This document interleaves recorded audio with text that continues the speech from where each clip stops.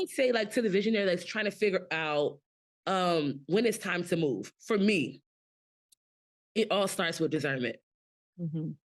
Discernment begins when you are slowing down enough to tell the difference between pressure and direction, or what's pulling you versus what you're being directed to. For me, it sounds a little simple, but I realize that it's not, because sometimes like pressure is loud, or that pull, like you could be being pulled toward passions, because some of the things that are in your head, these are the things that it's just a part of your DNA, it's part of your personhood. These are things that I like doing.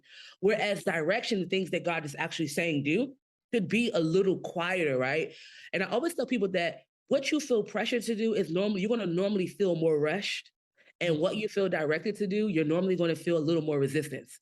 And so Wow. I ask myself real questions when it's time. Because when you're multifaceted and you have a lot of ideas, you have a lot of vision, I always ask, am I being pulled by emotion right now? Or am I being directed by the Spirit of God in purpose? And then here's the bigger question. When he's telling me to move, my biggest question is, have I actually stewarded what's already in my hands? Yeah. Or am I looking for something new to avoid what's unfinished? Mm-hmm. That's a big one for me, because if I already have fruit, one of the biggest indicators for me that it's time to move on is completion with the thing that he gave me before. I felt this, or I thought this, or I heard this, right?